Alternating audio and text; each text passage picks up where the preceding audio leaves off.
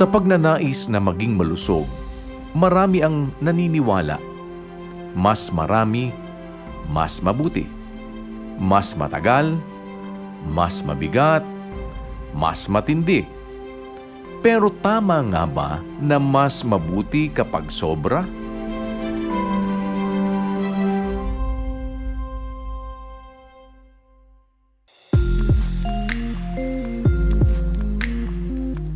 Ang exercise ay mahalaga sa kalusugan.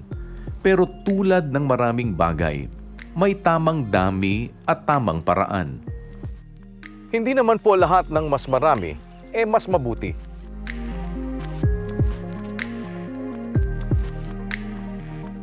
Isipin po natin na ang katawan na parang balanse. Kapag kulang ang galaw, meron pong epekto. Kapag sobra naman, may epekto rin. Ang mahalaga, nasa gitna lang po, katamtaman ika nga.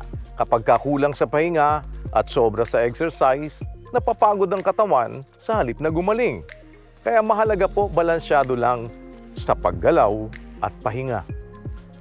Ipinapakita ng mga pag-aaral na ang sobrang exercise, lalo na kung walang sapat na pahinga, ay maaaring magdulot ng injury, pagkapagod, at stress sa katawan. So kahit po sabihin natin po na okay, yung isang individual po ay nag-exercise lang naman po ng 30 to 60 minutes a day, which is yung recommended naman po. But the intensity of their workouts po is lampas naman po doon sa kaya po ng katawan nila. That is still, pasok din pa rin po sila doon sa definition po ng over-exercising. Pangalawa, hindi po natin binibigyan ng adequate na recovery po yung katawan po natin. Hindi po tayo kumakain ng maayos, hindi po tayo nagpapahinga ng maayos, natutulog ng maayos.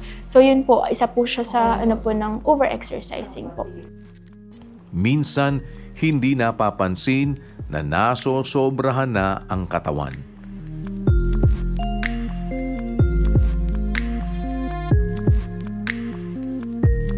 Ang layunin ng exercise ay mapabuti ang katawan, hindi mapagod ito ng tuluyan. Narito ang ilang paalaala para mas balanse ang paggalaw. Maglaan ng sapat na pahinga. Makinig sa katawan. Huwag pilitin kapag pagod o may sakit. Panatilihin ang consistency, hindi intensity.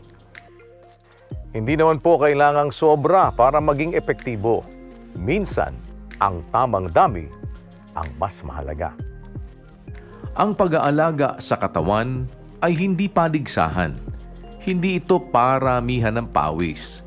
Ito ay tungkol sa tamang balanse, galaw, pahinga, at pag-unawa sa sarili.